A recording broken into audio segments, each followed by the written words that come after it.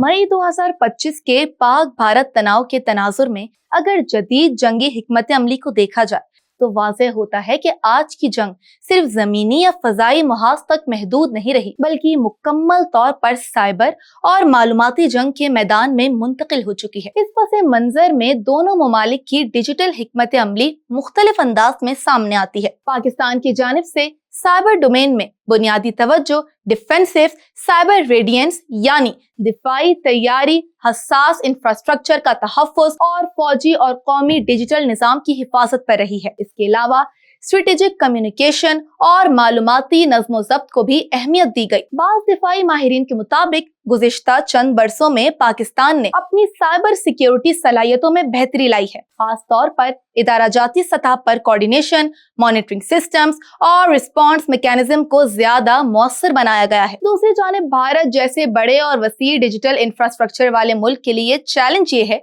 कि उसका सिस्टम इंतहाई बड़ा और पेचीदा होने की वजह से मुख्तलिफ साइबर खतरात के लिए ज्यादा एक्सपोज हो जाता है।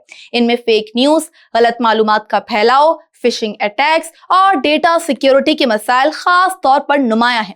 इसलिए भारत को मुसलसल साइबर सिक्योरिटी अपग्रेडेशन की जरूरत पड़ती है। बैनुल-अक़वामी इदारे जैसे इंटरनेशनल टेलीकम्युनिकेशन यूनियन और वर्ल्ड इकोनॉमिक फोरम अपनी रिपोर्ट्स में ये बात वाज़ेह करते हैं कि जदीद साइबर वारफेयर सबसे बड़ा खतरा सिर्फ हैकिंग नहीं, बल्कि मालूमात का गलत इस्तेमाल और डिजिटल प्रोपेगेंडा है, जो राय आमा और कौमी बयानिए को बराह रास्त मुतासिर करता है। इसी तरह आलमी साइबर सिक्योरिटी डिस्कोर्स में ये बात बार बार सामने आती है कि किसी भी मुल्क की साइबर रेजिलियंस सिर्फ टेक्नोलॉजी पर नहीं, बल्कि गवर्नेंस, अवामी आगाही और फौरी रद्द-ए-अमल की सलाहियत पर भी मुनहसर होती है। पाकिस्तान के तनाजुर में ये नुक्ता सामने आता है कि इसने साइबर डोमेन को बतदरीज एक स्ट्रेटेजिक डिफेंस लेयर के तौर पर तरक्की देना शुरू किया है, जबकि भारत के लिए बहस ज्यादातर इस बात पर रहती है कि इसके बड़े डिजिटल स्केल की वजह से सिक्योरिटी, कंसिस्टेंसी और मालूमाती कंट्रोल एक मुसलसल चैलेंज है।